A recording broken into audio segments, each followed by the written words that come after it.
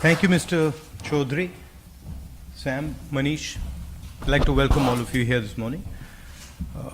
I'm not going to keep my remarks very long. I'll keep them relatively brief and then we can have a conversation. Broadly, India has been in a transition over the last 70 years. A rural country, a country that was locked in its villages, has transformed using democratic principles.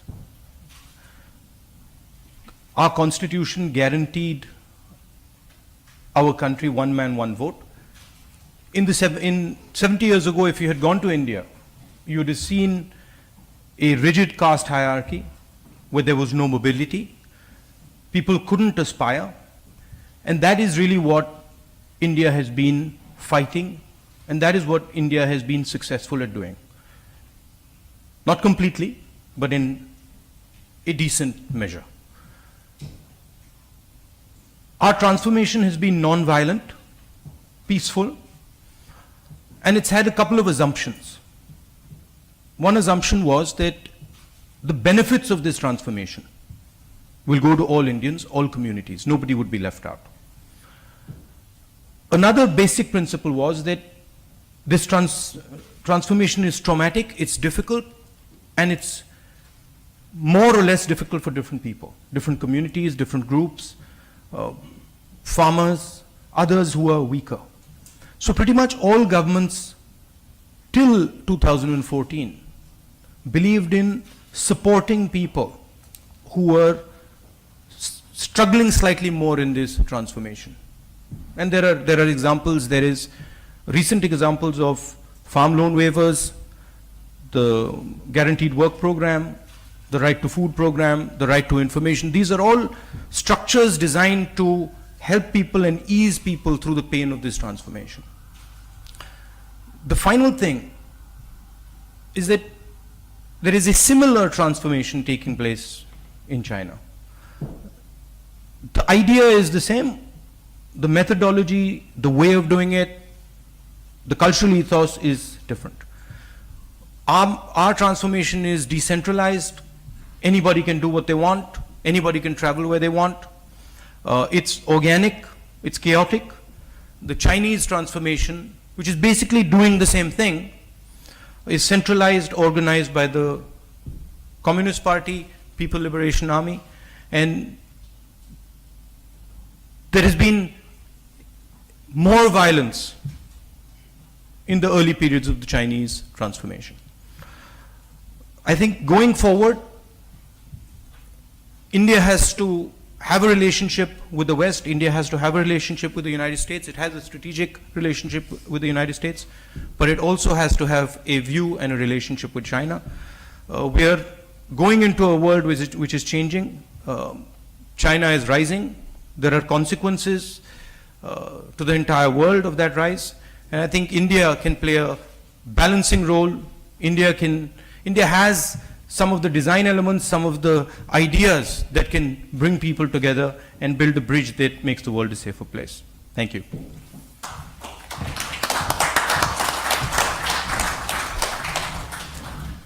Thank you, Mr. Gandhi, for those remarks. Let me start the discussion session by asking you two related questions. The first is, in your view, what is the greatest foreign policy challenge that India faces in the next few years? And similarly, what is India's greatest foreign policy opportunity in terms of regional and global peace and security? I think the biggest challenge is we are clearly in a transition. As I said, China is emerging. It's emerging very fast, and China is a neighbor. And the United States, we have a close relationship with them. We have a strategic relationship with them. So to me, the central challenge is the balancing, where India positions itself between the Chinese, the West, and Africa. The opportunity is there is a Indian way of doing things, which is completely different than the American way, the Chinese way, and we have our own ideas which are old, which have been tested, ideas like non-violence, ideas like compassion, ideas like listening, ideas like viewing the situation from the perspective of the other. This is what we specialize in, and I think that's a very powerful framework for any global conversation. We specialize in reducing confrontation. So I think there are actually a number of competing visions, and I think India has a space there. How will India react? Of course, India is going to react in its self-interest. I mean, that's number one. But I think the central principle for India is, as I said, as someone once said, when asked whether India leans left or India leans right, India stands straight. So that would be how India would think about it. Which was your grandmother, the late Yes, Prime she was. Minister Indira Gandhi, who said that. Just two. But it's been said in many different ways, before and after. Okay, okay. It's an instinct in India, and of course it was articulated by Mrs. Indira Gandhi, but it's been articulated by people before and after. So just in terms of the balancing role that you see India play vis-a-vis the US and China, I mean, do you think that this is an equal influence that India has with both countries, particularly at a time when China is seeking to be more assertive in India's neighborhood, in the South Asian region and in the Indian Ocean? There are different relationships. We share certain ideas with the United States. We share certain ideas with Europe. Democracy, freedom of expression, the sort of more open conversations that we are used to and we like. So there is a bond that we have with Europe and the United States, and that's, I think, a very strong bond and has been developing over time. But we can't ignore the fact that China is our neighbor and that we have to deal with China. So there is I don't think you can compare relationships and say, is it equal? I think there are multiple factors that go in both. But from a philosophical perspective, from a societal design perspective, I think we have more in common with Europe and the United States. We have a traditional history with the Chinese. So we have traded with them, we have had a close relationship with them. But I think currently the way the democratic structures, we are more comfortable. So how do you see Europe? You mentioned Europe a few times, and you know, I think you've said elsewhere that you see India and Europe working together as a balancing mechanism between the US and China. But how do you see the role of Europe, and particularly the relationship with the UK post-Brexit and after India's next general elections? And you're in the UK, in the heart of... I think I was in Cambridge, and before Cambridge I was in the United States, and I was walking down the streets of Cambridge, and I felt as if I was in India. So I think out of all the European countries, and frankly also the United States, because of our history, the English have a deeper understanding of India, and the cultures are closely interlinked. So I think that's a very important factor. Of course, there are trade structures and stuff, but I think at a deeper level, English people understand India. They understand it at a government level, and they understand it at the individual level. So I think that's a powerful thing to build on. There's a lot of work that we can do in education. I think there are certain hiccups there, but I think that can be developed. There's a lot of room. and health policy, you're speaking. I mean, I've got more questions, frankly, on Brexit than answers. Well, in fact, you're a good I opportunity. don't know. I mean, I'm not the guy to ask that question. Well, that's a good opportunity to ask some of the participants who've been. I'll be blunt. I was in a taxi some months back in London, and I asked the taxi driver, what would you think about Brexit? And he says, I want to leave Europe. So I said, why do you want to leave Europe? He says, because, well, I don't like foreigners. So I said, I'm a foreigner. So he says, no, but you're not a foreigner. There's a very interesting difference. He says, you're not a foreigner. I said, well, I've come from India. He's like, no, you're not taking away my job. So his definition of foreigner was something different than what I imagined a foreigner to be. His definition of foreigner was not somebody who had come from India and was paying for his taxi. He considered me English, actually. His definition of foreigner was somebody who would threaten his livelihood. And I think that's a very interesting contradiction. Words are changing in the 21st century. Something means something to somebody, means something completely different to somebody else. Before I open up for the discussion, let me ask you a question related to the second part in terms of opportunities. I think, from what I understand, you've said you talked about India, maybe in the region having a policy that is hearing more in that sense, listening more to some of the neighbors in the region of South Asia. Do you think that there could be a qualitative difference in the nature of the relationship that India has with its region, with South Asia, in terms of issues such as terrorism that India faces and concerns over China's economic and strategic role in terms of Pakistan and the region? Sure, there are issues, but I think what's important is that you develop a strategy based on your foundational strengths. And one of my main complaints about the current government is that I don't see a coherent strategy based on India's strengths.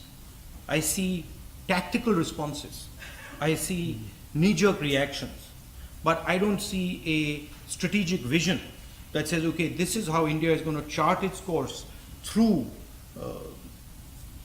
the 21st century. I don't see the consistency. That's my real problem. I see a visit to Nepal, and then I see a complete flip. I see what's going on in the Maldives. I see what's going on in Sri Lanka. I see what's going on with CPEC, but I don't see a clear strategic response. I've also been trapped in the hug politics, but I don't think you can run foreign policy based on hugs. It doesn't work. I think that's really the thing. We have tremendous structures in our country, institutional structures that understand these things. One has to use those structures to develop strategy. Because I suppose one of the things this government has been trying to do, the current government, is instead of being a balancing power, to seek to be a leading power, to seek to punch above its weight as opposed to punching below its weight. And there are key challenges that this government... If you understand deeply the design of your country, you will punch at your weight. You can't punch above your weight. Geopolitically, you can't have more power than you have, but you can maximize the power you have. And today, I don't see India maximizing the power it has. And I'll give you a couple examples. I spoke about the transition. I spoke about India, 1.3 billion people, changing the way they view the world. You create divisions between those people. You're reducing India's power. You carry all those people together. You're going to punch at your maximum weight. So I think the discussion often in India, today especially, is very polarized. I don't think that allows India to punch above its weight. I mean, if all four of us are speaking in one voice, we're punching with our entire weight. If I'm fighting with you, we're not punching in our weight. So I think internal issues are very, very important. I'll give you another example. What was done with demonetization against the informal sector? Basically an attack on the small and medium businesses. That's India's power. India's power is millions of small and medium businesses. Those are the guys who are going to create the jobs. You bypass the entire Indian institutional structure. You demonetize the economy. The world is stunned. People just are like, what happened? And I mean, the shock is so extreme, people can't comment on it. Economists can't comment on it. It takes them a week to figure out actually what has been done. And then you realize the RBI wasn't spoken to, the finance minister didn't know, the cabinet was locked up, and the idea came from the RSS directly into the mind of the Prime Minister. That's not maximizing India's power. India's power is its institutions. India's power is its democracy. And that's what projects our power into the world. Similarly, China's power is the ability of the Communist Party to organize China. That's what projects their power. So to me, you can't divorce what is going on inside India and say, well, I'm dividing my society, I'm wiping out the job creation engine, and I'm punching above my weight. You need your legs on the ground. You can't lift one leg up and say, now I'm trying to punch above my weight. It sounds nice, and the media can pick it up, but that's not what's happening. If you look at the central challenge, how does India punch above its weight, really? India punches above its weight by solving its job problem. Today, India has a job crisis. The government figures, we always talk about growth, we love talking about growth.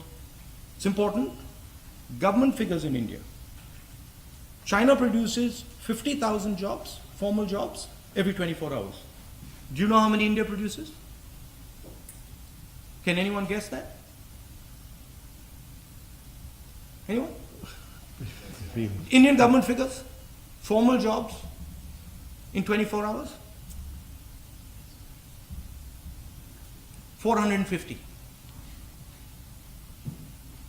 Not my figures. The government of India's figures.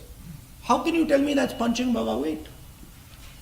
So when you ignore fundamentals, you say that, listen, we're not going to do job creation in India, we're going to attack the institution, the only institutions that can actually create jobs, which are the small and medium businesses.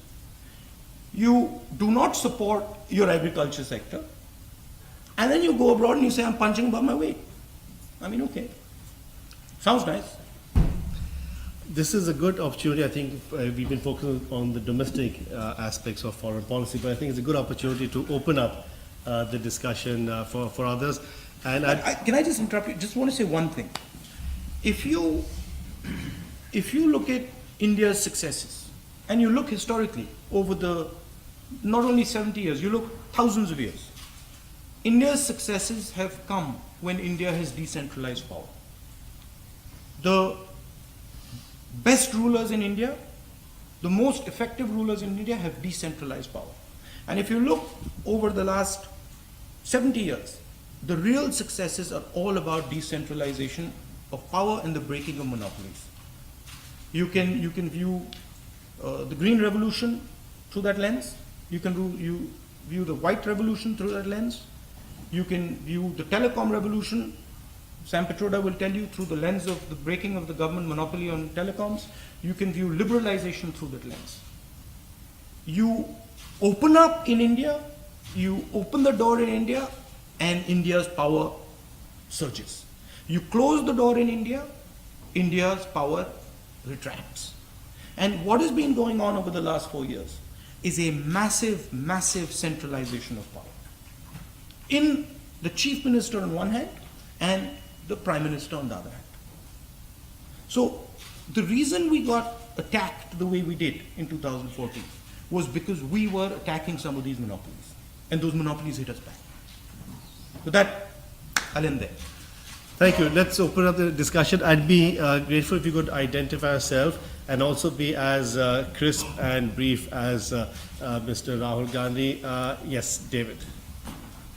The mic will come to you. David Loyne from King's College. Thank you very much for agreeing to this meeting. You talk about the need for a coherent strategic response. Could you talk more specifically about regional relations, Pakistan, Afghanistan? Is the Modi government making enough of the potential with the Imran Khan election in Pakistan to resolve issues there? How do you improve relations in Afghanistan without upsetting Pakistan? I mean, what would a coherent strategic response and a Congress government look like in regional terms? I mean, the question of Pakistan is, who do you talk to in Pakistan? Pakistan, from our perspective, is a number of institutions. So, the difficulty from an Indian perspective is, which institution do you talk to? Some of those institutions are hostile to India. Some of those institutions are attacking India. So, we're not going to talk to them. But the real question is, you sign something with the Prime Minister of England, United Kingdom. When you sign that paper, what you're saying is all the institutions that make up the United Kingdom accept the Prime Minister's supremacy. That's not the case in Pakistan. So it's very difficult for us to work with that type of a situation.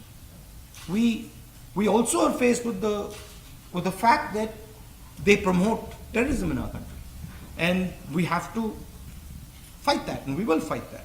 So you keep a conversation going. You wait till the time that Pakistan is able to resolve some of these issues.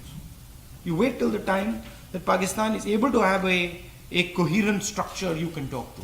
But it's very difficult to sign something if you don't know what's going to happen the next day. It is a huge commitment, a commitment of political will.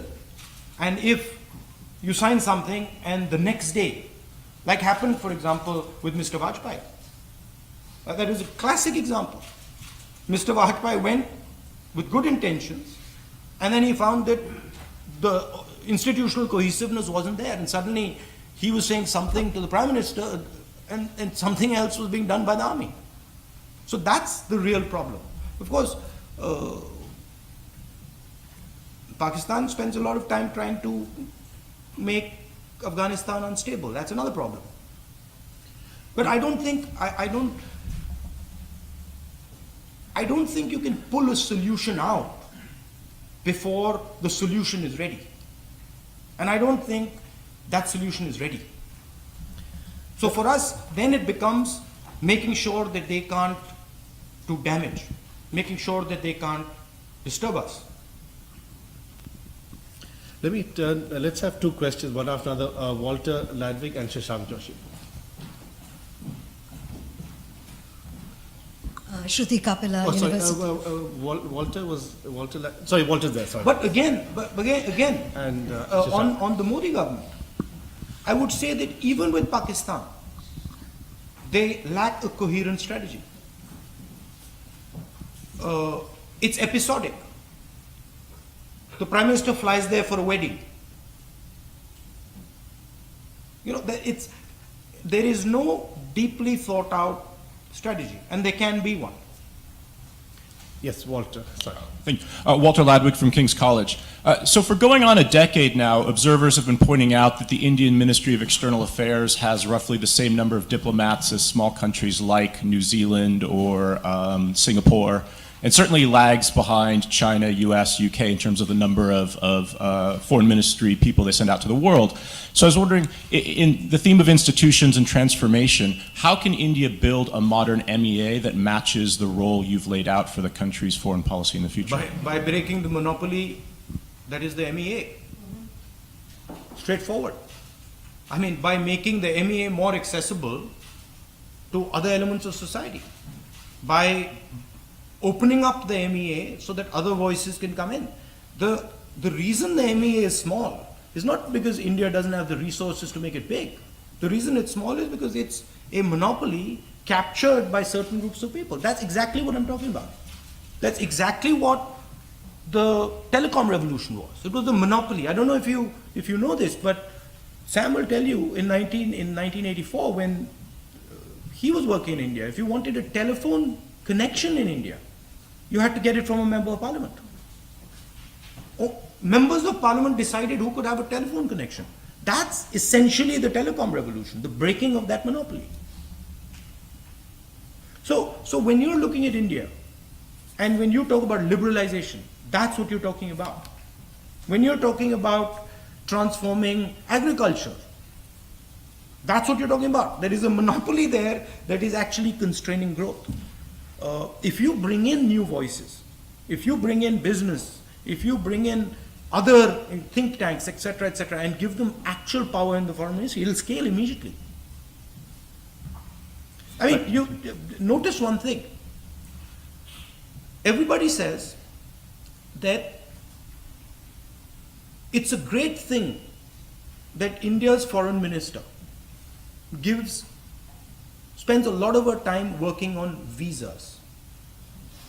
Do you realize what that statement means? I mean, in the Indian press, they praise it and they love it. But what's actually happening is that the foreign minister of India has nothing better to do than get people visas. So what has happened is, not only is there a monopoly on the foreign ministry, now there's a monopoly of the PMO on the foreign ministry. So Sushma Swaraj really has nothing to do. And she's actually quite a capable lady. So if you actually gave her the power to do something, she could probably break that monopoly. But a very important way to look at India, historically and today, if you're seeing something not scaling in India, just look at the monopoly that's not allowing it to happen and break it. Shashank. Shashank Joshi, Royal United Services Institute. Thanks for your remarks. Can I just ask you how you would have handled the Doklam crisis last summer differently to the present government? You've been very critical of the government, but could you be as specific as possible and tell us what your response have looked like? I don't have the details of Doklam, so I cannot answer how I would have handled it differently. What I can say to you is that Doklam is not an unrelated episode. It's not a one-off. It is not a border issue. It is a strategic issue. It is part of a sequence of events. And Doklam was a crisis that happened because the government is episodic. Because the government and the Prime Minister views things very much from an event perspective. I view Doklam as a process, at a point in a process. The Prime Minister views Doklam as an event. So I would look at the process and I would tackle the process. And I'm pretty confident that Doklam wouldn't have happened. Because you could have stopped Doklam if you were carefully watching the process.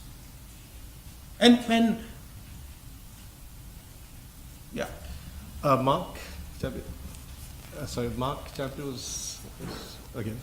Sorry, let's go to the. Sorry, yes. I mean, the other thing is that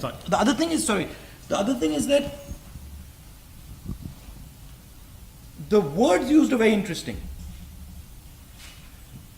The Chinese have withdrawn from the point of contact. They have withdrawn from where the altercation happened. The truth is the Chinese are still in Doklam today. Yes. Sorry, Mark Champion from Bloomberg.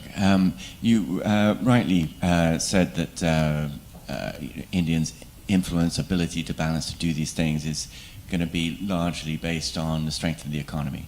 And you talked a little bit about agriculture. Could you say a bit more about how a Congress Party economic policy would differ, and just in more specifics, and also whether you think there is anything now for India to learn from China about development policy, or whether there isn't because of the structures you talked about? I think if you look at 2004 to 2014, and you use the framework not of events but of processes, the economic policy of the Congress Party would be similar in trajectory to Mr. Manmohan Singh's. There would be certain emphasis that would be different. I think we would focus on small and medium businesses.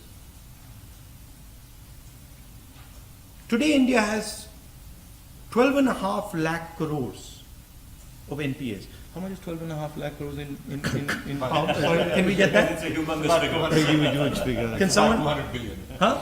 It's about So 100 India has, the Indian banking system is basically jammed shut. And it's jammed shut because 12 lakh crores of NPAs are non-performing assets basically belonging to 15, 20 industrialists. So the focus of the banking system, the focus of who the government supports, of course we have to support the large industrialists, but the focus has to shift to developing small and medium businesses. Prime Minister speaks about Make in India. The idea is good, Make in India. But Prime Minister's Make in India is find the 15 top businesses in India and help them.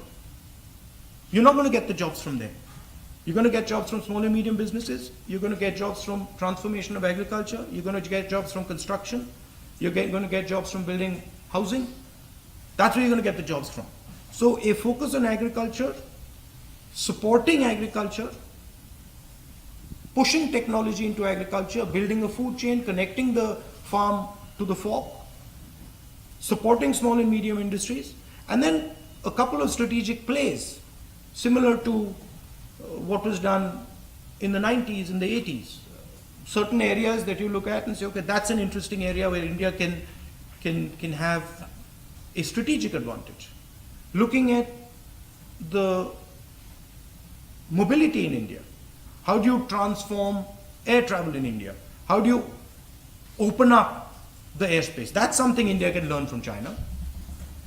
The other thing India can learn from China is decentralization. In China, local governments run the system. In India, the Prime Minister's office runs the system. Prime Minister's office, let me tell you, the Prime Minister's office or the Chief Minister's office has a veto all the way down. The Prime Minister's office, the Chief Minister's office can veto a road, a small half-pakka road in any village in UP. They have no business having that power. That power should be in the local government. Manoj Ladwa.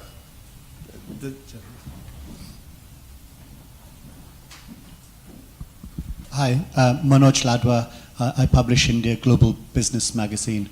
I wanted to come back to the region and two very simple questions. You've engaged on the issue of the surgical strikes that the Indian Army said that they conducted recently. And there's been some debate about that. So I'd like you to perhaps clarify your position on whether or not you believe that the Indian Army did conduct those surgical strikes. And secondly, most recently, you've engaged the Indian government on the issue of illegal migrants in Assam, and whether or not you believe that those illegal immigrants should be returned. The surgical strikes were carried out by the army, and we support the surgical strikes 100%. On the NRC, we started it. It was our idea, but there are serious issues with the implementation. There are large numbers of people who are Indians from all communities who are in that list. But you agree with the principle that legal... We put we are the guys who put the NRC in place. So we would have to agree with it, and we do. Shruti. Just one of the things about the shift in the foreign policy that we've seen in the last 4 years is India's closeness to Israel. And I was wondering how you then respond to, as it were, I wouldn't say breaking down of relations, but certainly cooling of relations between India and Russia on the one side and other older friends like Iran. So what about the mid-tier power relations that have undergone through a significant change in the last 4 years, thanks to India's massive, as it were, warmth towards Israel, and what you as I think the we have- opposition and given the legacy of the Nehru era and Palestine and all of that? I think we have a relationship with Israel, and I think the Congress party helped develop that relationship. I don't see a contradiction between having a relationship with the Russians and with Israel. I think India has a relationship, has traditional relationships, and those are important to us. And it has developed some new ones, and those are important to us. India is not an either-or place. Our philosophical design is we can talk to everybody, and I think that's what we should do. We don't see the world in black and white. We don't say, oh, this is the black and this is white, and we only talk to white or we only talk to black. We see the world as a complex place. We see the world as a place where we might have to talk to you about something today and to you about something tomorrow. We might have to deal with you about something today. We are flexible in our approach. I don't see a contradiction. Zachary, yes. Zach Harkenrider from the U.S. Embassy. If Congress is going to compete with the BJP in 2019, it strikes me that one factor will be the gap in campaign financing. And how will your party address that gap given some of the ideological proclivities of Indian business? Well, you'd be surprised. Good question. But you'll be surprised at the mood of the business community in India. It'll shock you. The business community expected a tremendous amount from Mr. Modi. And pretty much all of them are coming to us and telling us that he failed. And a lot of them are telling us that they're going to support us. They're also saying that they're terrified to say it publicly. And for God's sake, don't tell anybody. So there is a immense amount of pressure from the CBI, from the ED, from other institutions on these businesses. But these businesses understand the value of an open system. They understand the value of conversation. They understand the value of harmony, and they're feeling the pain that is being caused. The election, if you look at the media has already said, like they did in 2004, that India is shining and the BJP is going to come to power. Look at the math. And the math's pretty simple. If there is an alliance in UP and Bihar, the BJP cannot win the election. It's straightforward. There's 80 seats in UP. An alliance in Uttar Pradesh between the BSP, the Congress and the SP will mean the BJP cannot win 5 seats. We got 60% of the vote. Similar in Bihar. That's 40 seats. That's 120 seats gone. So, often the conversation doesn't go into the details. And the reason is that the BJP has tremendous power and ability to hurt these businesses and hurt people. You're not hearing the real voice of India right now. You're not hearing the voice of the small businesses. You're not hearing the voice of the farmers. You're going to hear it in 2019, I guarantee you. We have time just for last 3 questions. People are already on my list. Richard, yes. Thank you. Richie Crosby from the Foreign Office. I was wondering if you could say a little bit more about the relationship with Russia. India has a special and privileged strategic relationship with Russia at a time when we're increasingly concerned about some of Russia's behaviours and its role in the world today. How would you see India's relationship developing, and what should it be under a Congress government? I think the frame is India acts in its self-interest. And India's self-interest is dynamic. So, some of those choices are dynamic choices. However, we have had a traditional relationship with the Russians. We've had a close relationship with them, and we value that relationship. Annette, Annette, yes, there, just there. In front, not there. Annette Pranzier from the Royal Commonwealth Society. The Commonwealth Network is a network of 53 countries that form an integral part of the rules-based international order. But to date, India has not really been perceived as being an active member of that network. And given it represents half the population of the Commonwealth, do you think that ought to change?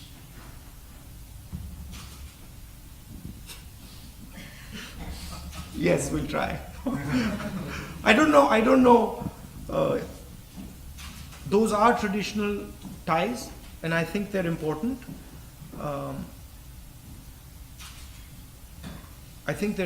But I think emphasis is in other areas these days. I mean, that the mind space that the Commonwealth occupied, and I'm being blunt, the mind space that the Commonwealth occupied in India, it doesn't occupy today. And I think it's something that one should work towards, and I think those are our relationships that are very important, and we value them, and I think that's something that we should work on. But when you talk to India, you see, we respond to how the public feels. And when you talk to the public in India, the public in India is United States, Europe, China, Africa. They see it in that frame. They don't see it in the frame of the Commonwealth. Okay, John Elliott and then Viraj Solanki will end. John. John Elliott, journalist from How are you? Delhi. Very well, thank you. How are you? I'm well. Simple question. No question is simple. Short question. Okay. What have you learned from the defeat in 2014?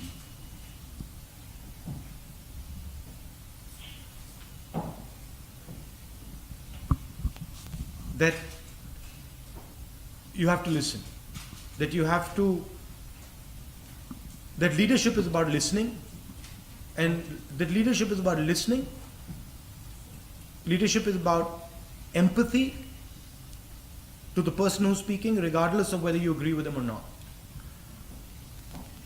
That's at a personal level.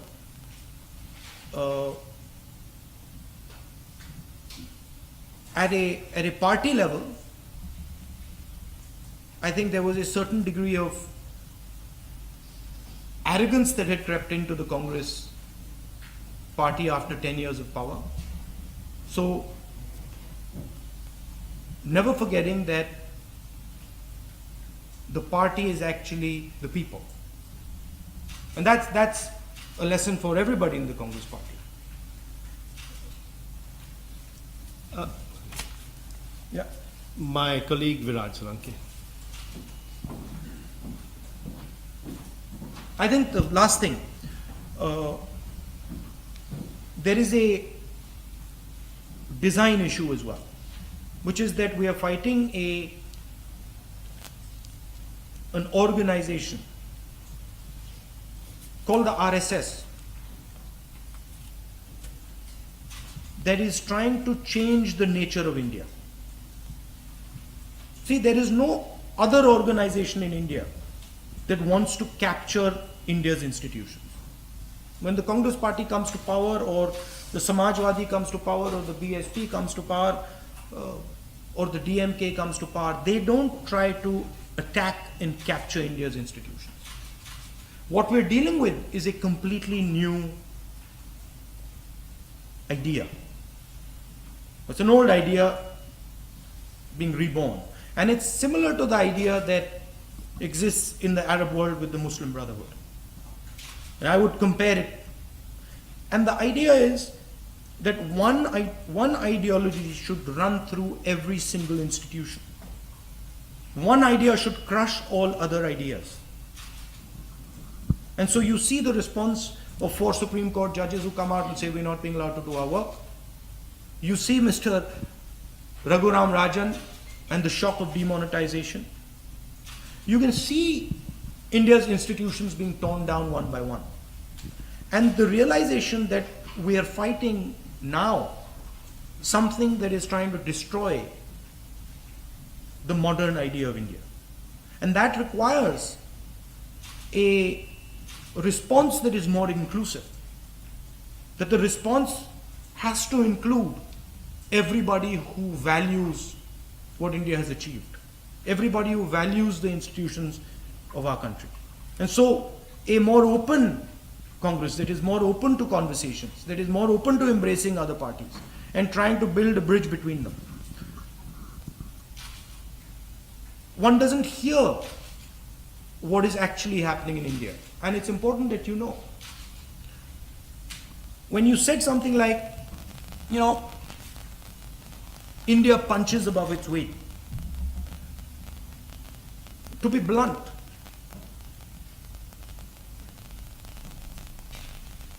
the West didn't believe in India in 1947. The West and all the writings that I read said that India cannot succeed as a democracy. And India proved the West wrong. India said, no, we can actually succeed as a democracy and we will do it our way. And we did it. And the thing that allowed us to do it was thousands and thousands of people who worked in India's institutional framework, whether they're businesses or their courts or their political parties, thousands and thousands of these people, each one doing his own little revolution. And that is what is under attack. What is under attack is the idea that there can be millions of different voices in our country. And that's what we're defending. And realize that a lot of the benefit that the West can get out of India, a lot of the success that we can work on together is dependent on those institutions. When you look at demonetization and ignore what really happened, which is basically a bypass of every single Indian institution. When you look at the 4 Chief Justices of the Supreme Court coming out and saying we're not being allowed to do our work, realize that if that process takes its course, forget punching over its weight. India won't be able to punch. Thank you. On that note, we have to end the discussion. But what I'd like to do is really thank two. Raj had a question. I think we've got a time issue, right? You've got a time issue. I'd like to really thank two people on the podium for helping organize this event. Manish Tiwari, a former union minister, who is a distinguished member of the IISS, and as a minister came and spoke at our conference in Oman, and Mr. Sam Pitroda, the president of the Indian Overseas Congress in the US. Most importantly, I'd like to thank Mr. Rahul Gandhi for giving us very precise and incisive perspectives on both the economic and the domestic aspects of India's foreign policy and whether it punches above or below its weight. But I think it's very important for us to hear these views from a leader like Mr. Rahul Gandhi, and I'd like you all If India was punching above its weight, Dhoklam wouldn't happen. I'd like to join me in thanking Mr. Gandhi.